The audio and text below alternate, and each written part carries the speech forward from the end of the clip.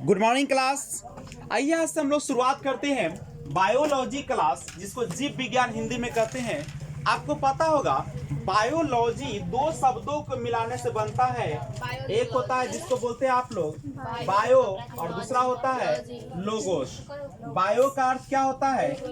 जीव। और लोगोस का अर्थ क्या होता है? अध्ययन। ये ना होता है। लोगोस का अर्थ क्या होता है? स्टडी, यानी जीवों का अध्ययन क्या कहलाता है? बायोलॉजी। अब हम थोड़ा सा बायोलॉजी पढ़ने से पहले हम एक चीज देखते हैं, साइंस, जिसको आप क्या बोलते हैं? विज्ञान। देखिए, यही विज्ञान का ना एक पार्ट है बायोलॉजी। अब साइंस किसे कहते हैं? तो हम विज्ञान के तहत दो चीजों का अध्ययन करते हैं। एक होता है जिसको आप बोलते हैं लिविंग सेल, एक क्या बोलते हैं? Living cell. और दूसरा जो होता है उसको हम लोग कहते हैं non living cell. Non living cell एक होता है जिसके पास सेल होता है जीवित, यानी हम इसको हिंदी में कहें तो सजीव कोशिका। लिविंग सेल को हिंदी में क्या कहते हैं? सजीव कोशिका। और नॉन लिविंग को क्या कहेंगे? निर्जीव कोशिका। अब आपके मन में फिर सवाल आएगा कि कोशिका किसे कहते हैं, सेल किसे कहते हैं? तो जीवन की सबसे छोटी इकाई कार्यात्मक और रचनात्मक, जीवन के सबसे छोटी रचनात्मक और कार्यात्मक इकाई को हम लोग सेल कहते हैं। रचना का मतलब समझते हैं ना, जो अपने जैसा जीवों को उत्पन्न करे, वही ना रचना है। नया जीव बना ले, एनर्जी उत्पन्न करे। तो यहाँ पे समझिएगा, जो सजीव कोशिका है और जो निर्जीव कोशिका है, सजीव कोशिका और निर्जीव कोशिका, यही दोनों मिलके किसका निर्माण करती है? साइंस। यानी कह सकते हैं the study of living cell and non living cell is called science. विज्ञान जो होता है सजीव कोशिका और निर्जीव कोशिका को मिला के बनाया जाता है। और जनरली हम लोग साइंस को तीन पार्टों में पढ़ते हैं। ऐसे पढ़ने के लिए तो बहुत सारे हैं, लेकिन एक होता है जिसको हम बोलते हैं फिजिक्स, और एक को बोलते हैं केमिस्ट्री, और एक को क्या बोलते हैं? बायोलॉजी। तो ध्यान दीजिएगा, ये आपका जो साइंस होते हैं जिसमें तीन पार्ट्स होते हैं, ठीक है। जनरली तीन पार्ट्स है, एक है फिजिक्स और दूसरा होता है आपका केमिस्ट्री और तीसरा जो होता है वो आपका होता है बायोलॉजी। ध्यान दीजिएगा, फिजिक्स यानी जिसको आप हिंदी में कहते हैं भौतिकी, केमिस्ट्री जिसको हिंदी में आप क्या कहते हैं? रसायन शास्त्र, और बायोलॉजी यानी जीव विज्ञान। ये ना आपका है। हम लोगों को पढ़ना है तत्काल कौन चीज को? बायोलॉजी को। अब समझिएगा, बायोलॉजी, इसमें से जो लिविंग सेल होते हैं, सजीव कोशिका होते हैं, उसका अध्ययन को हम लोग क्या कहते हैं? बायोलॉजी कहते हैं। क्या कहते हैं? देखिए, दो चीज आपने पढ़ा, living cell, non living cell, दोनों को मिला के बनता है आपका बायोलॉजी, जीव विज्ञान बनता है। लेकिन जब हम लोग सजीव कोशिका के बारे में पढ़ेंगे, सजीव का मतलब क्या? जिसमें जीवन होता है, नहीं, जो अपनी नई कोशिका को उत्पन्न करता है, ठीक है। तो जो सजीव कोशिका होती है उसके अध्ययन को हम लोग क्या कहेंगे? बायोलॉजी कहेंगे। क्या कहेंगे? बायोलॉजी। अब सुनिएगा, बायोलॉजी को दो पार्ट्स में पढ़ेंगे। क्या पार्ट्स में पढ़ेंगे? दो पार्ट्स में। एक होता है जिसको बोलते हैं बॉटनी और दूसरा को बोलते हैं जूलॉजी, ठीक है। एक को बोलते हैं बॉटनी और दूसरा क्या बोलते हैं? जूलॉजी। देखिएगा, जूलॉजी जो होता है जिसमें हम एनिमल्स के बारे में पढ़ेंगे, एनिमल किंगडम के बारे में पढ़ेंगे, यानी इसके बारे में जीव जानवर के बारे में पढ़ेंगे। और बॉटनी जो होगा जिसमें हम किसके बारे में पढ़ेंगे? प्लांट किंगडम के बारे में पढ़ेंगे, ठीक है। इसको आप बोलते हैं जंतु विज्ञान। इसको क्या बोलते हैं? जंतु विज्ञान। और इसको क्या बोलते हैं आप लोग? वनस्पति विज्ञान। वनस्पति विज्ञान। तो बायोलॉजी में दो चीजें, बॉटनी प्लस जूलॉजी। तो देखिए, जनरली बायोलॉजी किसके कहते हैं? तो the study of living cell. Living cell यानी सजीव कोशिका के अध्ययन को क्या कहा जाता है? सजीव कोशिका के अध्ययन को जीव विज्ञान कहते हैं। कंप्लीट है, पहले नोट कर लीजिए इसको। केमिस्ट्री का स्पेलिंग देख लीजिएगा, CHEMISTRY होता है। ध्यान दीजिएगा, जीव विज्ञान जो है, बायोलॉजी जिसको आप कहते हैं, तो जीव विज्ञान को सिस्टमैटिक ढंग से पेश करने का जो काम किया था क्रमबद्ध से, वो थे अरस्तु। इसीलिए जीव विज्ञान का जनक अगर पूछेगा फादर ऑफ बायोलॉजी, तो आप क्या दीजिएगा? अरस्तु। ठीक है, अरस्तु। और बायोलॉजी को जो हम लोग पढ़ते हैं 2 पार्ट्स में पढ़ेंगे, नहीं, एक होगा आपका जंतु विज्ञान और दूसरा जो होगा आपका वनस्पति विज्ञान, यही ना आपका होगा। ठीक है, वनस्पति विज्ञान का जो जनक है जिसको कहा जाता है थियोफ्रेस्टस, क्या कहा जाता है? थियोफ्रेस्टस। और जंतु विज्ञान के जनक कौन है? अरस्तु। जंतु विज्ञान के जनक अरस्तु, जंतु विज्ञान के जनक अरस्तु। और थियोफ्रेस्टस जो है वह आपके किस विज्ञान के जनक है? वनस्पति विज्ञान। करेक्ट है। अब हम लोग आइए शुरुआत करते हैं सबसे पहले।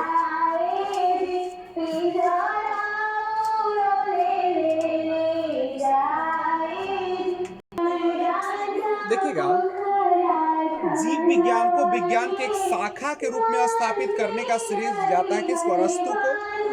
और चूंकि उन्होंने विज्ञान के क्षेत्र में काफी अध्ययन किया, और इसी कारण अरस्तु को जीव विज्ञान का क्या कहा जाता है? जनक कहा जाता है। ठीक है, अब देखिएगा, आपने देखा था कि बायोलॉजी जो होता है 2 शब्दों से मिलकर बनता है, बायो और प्लस लोगोस। बायोस का मतलब होता है लाइफ और लोगोस का मतलब होता है अध्ययन, यानी जिसमें हम जीवों का अध्ययन करते हैं उसी को हम लोग क्या करते हैं? देखिए, ये जो आपका है, सबसे पहले 1801 ईस्वी में लैमार्क और ट्रेवीरेनस, ठीक है, ट्रेवीरेनस, लैमार्क और ट्रेवीरेनस नामक 2 वैज्ञानिकों ने सबसे पहले बायोलॉजी शब्द का प्रयोग किया था। पूछेगा कि सर्वप्रथम, यानी सबसे पहले बायोलॉजी शब्द का प्रयोग किसने किया? बायोलॉजी शब्द का प्रयोग किसने किया? तो 1801 ईस्वी में कौन किया था? लैमार्क एवं ट्रेवीरेनस। सबसे पहले बायोलॉजी शब्द का प्रयोग करने वाला जो था वो कौन था? लैमार्क और ट्रेवीरेनस। ठीक है, एक बात और समझिएगा, आप देख रहे थे कि बायोलॉजी जो है इसके 2 शाखा है। कितने शाखा है? 2 शाखा।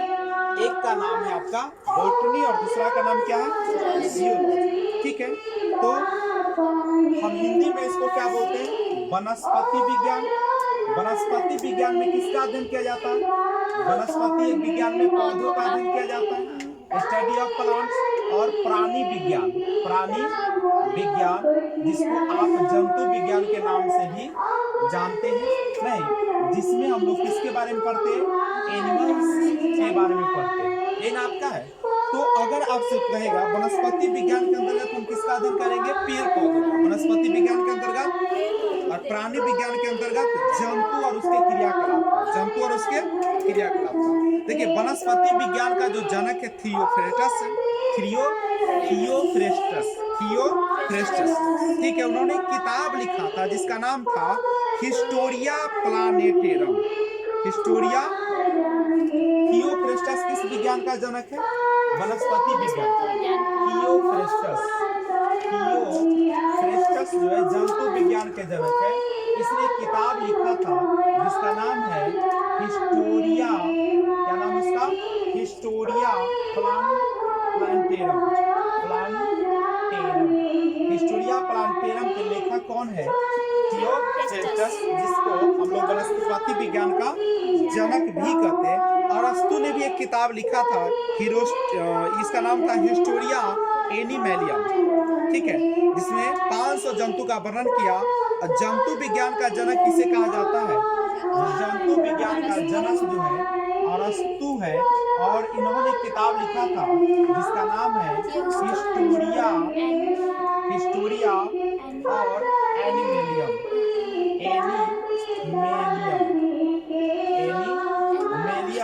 जिसमें कितने जंतु के बारे में बताया था? 500 जंतुओं का वर्णन किए थे। कितने जंतु का? 500 जंतु। अब इसके बाद हम लोग शुरुआत करेंगे। इससे पहले इसको क्या करिए? नोट कीजिए। ध्यान दीजिएगा, जीवन की सबसे छोटी जो इकाई होती है, जीवन की सबसे छोटी रचनात्मक एवं कार्यात्मक इकाई, उसको हम कहते हैं सेल। हिंदी में आप उसको क्या कहते हैं? कोशिका। और इसको हम लोग साइटो क्या बोलते हैं? इसको, इसके अध्ययन जो किया जाता है इसको हम क्या कहते हैं? देखिए, सेल को हम साइटो भी कहते हैं और कोशिका हिंदी में कहते हैं। और सेल का अध्ययन जो होता है जिसको हम साइटोलॉजी कहते हैं। क्या कहते हैं? अगर पूछेगा कोशिका का अध्ययन को हम लोग क्या कहते हैं तो क्या दीजिएगा? साइटोलॉजी। कोशिका का अध्ययन क्या कहलाएगा? पूछेगा क्या हमारे शरीर का या जीवन की सबसे छोटा अंग सेल या कोशिका है? क्या हमारे शरीर में सेल से भी कुछ छोटा होता है कि नहीं होता? होता है। लेकिन अगर इकाई कहेगा ना, रचनात्मक और कार्यात्मक इकाई, तो क्या मानिएगा? सेल का मतलब है जो अपने जैसे सेल उत्पन्न करे, तो सेल का अध्ययन क्या कहलाता है? साइटोलॉजी। और इस कोशिका का जो खोज किया था, खोज करने वाला का नाम है रॉबर्ट हुक। क्या नाम है? याद रखिएगा, कोशिका का खोज सर्वप्रथम जो किया था उसका नाम क्या है? Robert Hooke. कोशिका का खोज हुक ने किए थे। ठीक है। अब दो तरह का कोशिका होता है, एक होता है जीवित कोशिका, ठीक है, एक होता है जीवित कोशिका। तो जीवित कोशिका कहेगा ना, कोशिका में जीवित भी होता है, मृत भी होता है, उस तरह का कोशिका होता है। तो जीवित कोशिका का अगर पूछेगा तो एबी हॉक मानिए, एबी हॉक। जीवित कोशिका का खोज कौन किया था? एबी हॉक। कोशिका का खोज कौन किया? हुक ने। कौन किया? हुक ने। ठीक है। और अगर कोशिका के बारे में पूछेगा सिद्धांत किसने दिया, कोशिका सिद्धांत किसने दिया, तो कोशिका सिद्धांत देने वाले जो थे उनका नाम था श्लाइडेन। श्लाइडेन एवं श्वान। श्लाइडेन एवं श्वान। याद रहेगा। पूछेगा कि कोशिका के अध्ययन को क्या कहते हैं? साइटोलॉजी। कोशिका का अध्ययन क्या कहते हैं? साइटोलॉजी। कोशिका की खोज कौन किया? जीवित कोशिका का खोज कौन किया?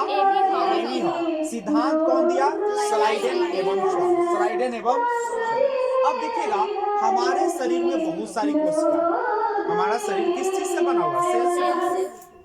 इसका सबसे अच्छा उदाहरण समझिए, अगर आप घर को बनाते हैं तो घर के बनाने में ईंट भी रहता है, पत्थर भी रहता है, बालू भी रहता है, लेकिन कोई पूछता है घर किसका बना, तो आप बोलते ईंट का बना। तो इसका मतलब है कि हमारे घर का सबसे छोटी इकाई कौन होती है? ईंट होती है। उसी तरीके से हमारे जीवन की सबसे छोटी इकाई जो होती है वो कौन होती है?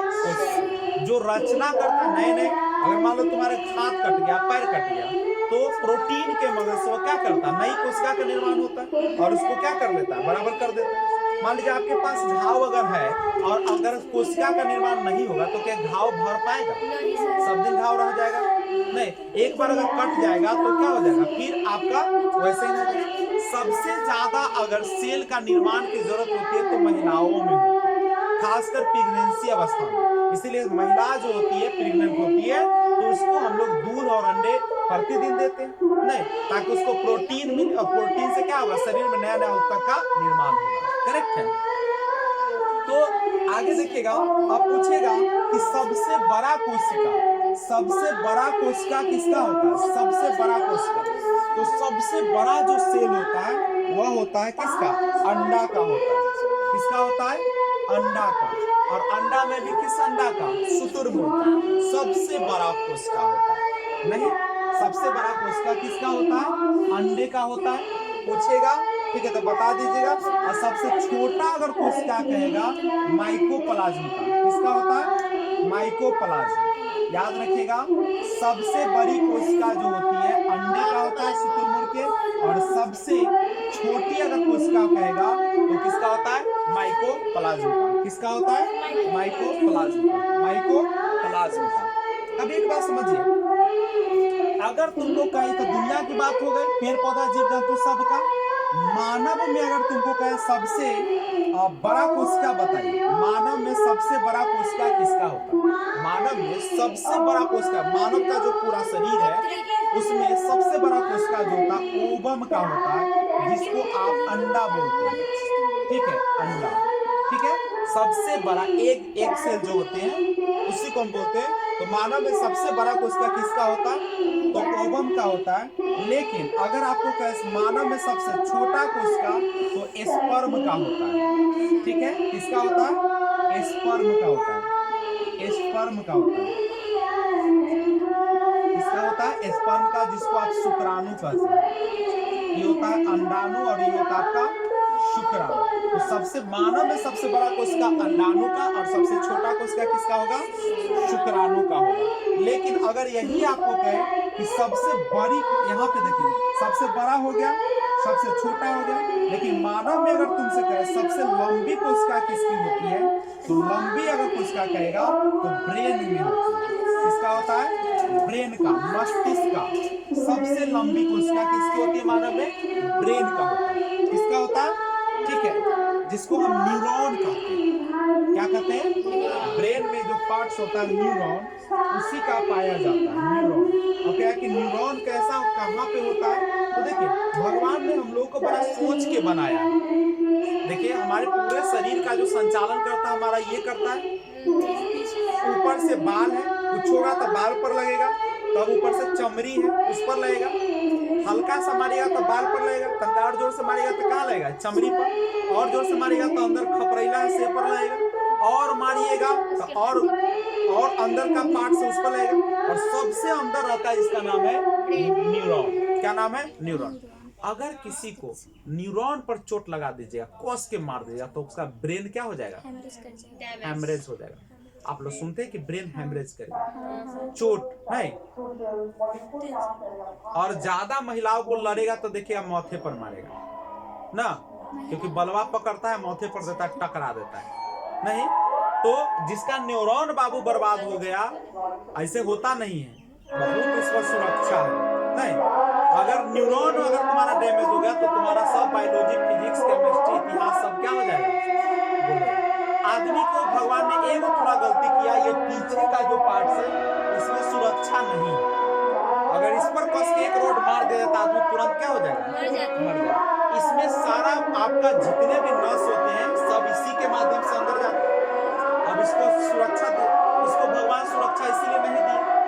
अगर दे देंगे तो क्या हो जाएगा? अब इसको कैसे, उतना नस को थोड़ी अति किया जा सकता, ढका जा सकता। तो ये सारे चीज होते हैं। ठीक है, अब एक बात और समझिएगा, पूरा शरीर जो है हमारा, उसमें विभाजन की प्रक्रिया चलती है। किसका प्रक्रिया चलती है? विभाजन का प्रक्रिया चलती है, या पुनर्निर्माण का। किसका चलता है? पुनर्निर्माण समझते हैं? पुनर्निर्माण का मतलब होता है जिसमें फिर से निर्माण हो जाता है। तो हमारे शरीर में सबसे ज्यादा जो विभाजन होता है, सबसे ज्यादा जो फिर से कोशिका का निर्माण हो जाता है, वो होता है बाबू लीवर का। किसका हो जाता है? इसीलिए अगर आपको कोई छुरा भोंकता है तो कहीं करने भोंकने के लिए एने दहिना ए में भोंकवाइएगा। हाँ, एनी रहता है लीवर। एने भोंक देगा ना तो निकालिएगा नहीं, वैसे छोड़ दीजिएगा, और डॉक्टर कन जाके निकाल के वहां पे बैंडेज कर देगा, ठीक हो जाएगा। लेकिन अगर एने मार दिया ना, एने कारी, तो सब एने पचौनी चौनी सब बाहर हो जाएगा, मर जाइएगा। तो अगर मारेगा, चक्कू ले कोई आएगा तो एने भोंकवा लीजिएगा ऐसे। दाहिना साइड, लेफ्ट में क्यों नहीं? यहाँ पे लीवर होता है। यहाँ पे क्या रहता है? तुम्हारा एक फेफड़ा तो केवल क्या करता है? वो टंकी है। फेफड़ा क्या है? जैसे टंकी देखते हो, टंकी में पानी भरते हो, नल पाइप से लगल तो वो ना पानी देता है, तो इसी तो फेफड़ा टंकी है। ये समझो इसको कौन चीज है? जैसे सांस लिए तो कहाँ पे गया? फेफड़ा में, टंकी भर गया। अब वहां पे बहुत सारे, जैसे टंकी में देखो पाइप लगा है सब तक, जब किचन में ले जाना है कि बाथरूम में ले जाना है कि कौन दुनिया में ले जाना है, सब तरह ले जाओ में से ना। कहे कि बाप रे ये पैपा बाथरूम में गलाओ, फिर ये अलो ने पिए लाओ न लेबो, सबका अपना सप्लाई है। उसी प्रकार से हमारा फेफड़ा है, ऑक्सीजन लेते हैं तो ऑक्सीजन कोस के टन लेते हैं, कथी अले? ऑक्सीजन अले, नाइट्रोजन अले, कार्बन डाइऑक्साइड, सब कुछ ना अले। अभी यहाँ पे टंकी है, अब पाइप लगा निकल गया, ऑक्सीजन ना तू काम के ना तू नहीं करे जो एने साइड करके ऑक्सीजन जो तू खून के होई तो सब तक पहुंचा ना, तो वैसे करता है। ये टंकी आपका, उसमें बहुत सारा हमारा पाइप लगा हुआ है, उसी पाइप से शरीर में क्या होती है। और अच्छा, हमारे जो भी ऑक्सीजन है वो जाता है किसके माध्यम से, नस के माध्यम से। नस में क्या होता है, ब्लड होता है। अब ब्लड में भी हीमोग्लोबिन होता है। कौन सा होता है, हीमोग्लोबिन। अच्छा सोचो, ब्रेन को अगर तुमको ऑक्सीजन पहुंचाना है तो किससे पहुंचाओगे, आप नस के माध्यम से, वेन के माध्यम से, और वेन फिर उसमें ब्लड से जाएगा, ब्लड में भी उसमें ले जाने का काम कौन करेगा, हीमोग्लोबिन। लेकिन यही ना पहुंचाएगा। देखो लड़कियों को देखिएगा बराबर माथा दर्द, चक्कर आना, उल्टा पुल्टी सब कल्ला होता रहता है, पता है क्योंकि उसको जो होती है हीमोग्लोबिन की मात्रा कम होती है। पुरुषों की तुलना में लड़कियों में, महिलाओं में हीमोग्लोबिन की संख्या क्या होती है, कम। और जब संख्या कम है तो ऑक्सीजन तो ब्लड में हीमोग्लोबिन के माध्यम से आएगा, तो ब्रेन को कम ऑक्सीजन मिलेगा कि ज्यादा मिलेगा, कम ऑक्सीजन मिलेगा तो दिमागवा ठीक से काम करेगा, न करेगा तो हेला क्या होता है, बार बार देखिएगा सर दर्द। महिलाओं में सर दर्द की समस्या ज्यादा, पुरुषों को, लेकिन उसका भी उपाय है। आप खूब सांस क्या कहते हैं, सुबह में बैठ के खूब ऐसे इलोम विलोम करिए, ऐसे ना, एक ऐसे सांस लीजिए, ऐसे छोड़िए, फिर ऐसे लीजिए और ऐसे धो कर लीजिए, जैसे ऐसे लिए लंबी सांस, तब ऐसे छोड़िए, और फिर वहे से लीजिए, तब ऐसे छोड़िए, समझे। जानता सब कुछ है, याद नहीं रहता। नहीं, परीक्षा भी देने जाते हो तो पहले क्या कर लेना चाहिए, ये अनुलोम विलोम कर लेना चाहिए, लंबी सांस। इससे क्या होता है कि ऑक्सीजन आपके दिमाग को मिलते रहता है, तो तुम लोग नहीं तो दूसरा उपाय है ऑक्सीजन लेने का, आप मछली का जो मूड़ा होता है उसको बड़ी प्यार से उसका अंदर का सब कुछ चूस जाओ, ठीक है। अगर तुम्हारा छोटका अगर मछली है तो अगर कांटो लोग यहाँ पे रख के करकरा के खाते रहता है, बड़ा मछली तो अगर खपड़िया बड़ा मोट रहता है तो उनमें से खूब अच्छा से चुस चुस के खा ना, समझे।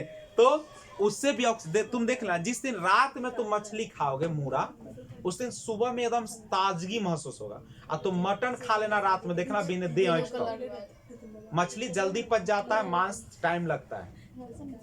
तो मछली खाना ज्यादा फायदा। अब गौराई खाओगे तो अलग चीज, गौराई में तक ओकर मुड़ा में बहुत कच कच करता हूँ, ठीक है। तो दूसरा नहीं फेंकता नहीं, हम लोग खाते हैं। सॉरी अभी नाम ना लो, आगे देखो। हाँ, तो पूछेगा कि शरीर में सबसे ज्यादा जो पुनर्निर्माण होता है वो कौन चीज का होता है, लीवर। लीवर अगर सड़ जाएगा तो फिर से नया लीवर बन जाएगा। अगर कहते ना कि लीवर में इंफेक्शन हो गया, अगर सड़ के पूरा हट भी जाएगा ना, शरीर का एक भाग है जो फिर से बन जाए। अच्छा, हाथ काट देंगे तो हाथ नहीं आएगा तुम्हारा, शरीर का लीवर को काट के अगर हटा देंगे तो फिर से लीवर बन जाएगा।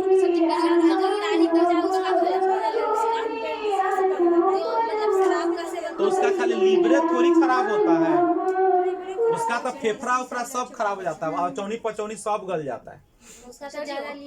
लीवर खाली तो हम लोग जानते कि लीवर डैमेज किया, उसका सब डैमेज हो जाता है, किडनी फिडनी सब डैमेज हो जाता है शराब पीने वाले का। अरे लीवर खाली सड़ जाता ना दारू पीने से, शराब पीने से, तो लीवर हो जाएगा, नया लीवर बन जाता है, ठीक है। इसलिए कोई कहे कि लीवर खराब है तो कहीं चिंता न करो, लीवर ठीक हो जाता। तो लीवर एक ऐसा, अपेंडिक्स कौन साइड में हो जाता है, अपेंडिक्स दाहिने साइड में होता है। जब दाहिना साइड यहाँ पे दर्द करने लगे समझ जाओ कि क्या है, यहीं पे दर्द करता है बहुत ज्यादा। हार्ट कहाँ रहता है तुम्हारा से पता है, लेफ्ट साइड, यहाँ पे तुम्हारा इतना कलेजा तो ना रहता है, कलेजा के नीचे वाला पार्ट, ठीक है। अपेंडिक्स उसके नीचे होता है, बगल में रहता है। अरे खांसी का देखे नहीं वो कहाँ रहता है, देखो कलेजी, वो है ना कलेजी, ये हम लोग का पार्ट है, एक ना अंदर एजगन होगा, एजगन में होगा, ये दोनों के बीच में। तो कलेजी बहुत सुरक्षा के साथ रहता है भाई, नहीं उत्तर में रहता है एकदम से, ठीक है। खांसी काट के देखना कहाँ रहता है, पर दोनों फेफड़ावा हटेगा ना, बुझा जाएगा करने नीचे से निकलेगा, ठीक है। और उस गाने से पचौनी चौनी सब जुड़ल रहा है, ठीक है। वो बहुत सुरक्षा रहता है, ऊपर से बहुत चीज रहता है। तो शरीर में पूछा कौन सा एक ऐसा है जिसका फिर से निर्माण हो जाता है, लीवर, यकृत जिसको बोलते हैं। क्या होता है, लीवर। ठीक है, यह कृत होता है। लेकिन बाबू एक चीज है जिसको हम ब्रेन बोलते हैं, ब्रेन में जो न्यूरॉन होता है, यह जो होता है बाबू, इसका सबसे कम विभाजन होता है। इसलिए न्यूरॉन अगर एक बार खराब हो गया, गजनी मूवी देखे, तेरे नाम मूवी देखे, मौथे ना से घुसिया देता है धोखा, तो किसी को मारना है तो मारो। अब कहाँ मारना चाहिए? मारो ब्रेने पर कि सदा ब्रेने खराब हो जाएगा। सब पता ना चलते दुश्मनी के हमारे दोस्त है, चिन्ह छ तो हम ना मारला करो कौन याद आ गया, हमरा कुछ नहीं याद। ठीक है, तो ब्रेन डैमेज, हैमरेज, तो इसलिए लीवर अगर कट भी जाएगा तो लीवर बन जाएगा, लेकिन न्यूरॉन अगर एक बार डैमेज हो गया, सर जी, तो किसी का याददाश्त जाता है तो सच में हो जाता है? यादाश्त फिर वापस आ जाता सबका नहीं आता है, वो किसी किसी का आ जाता है, किसी का है। सर, तो वो रियल में हो जाता है कि खाली फिल्म में? नहीं, रियल में होता है। चलिए तो पहले इसको नोट कीजिए। बट जय हिंद।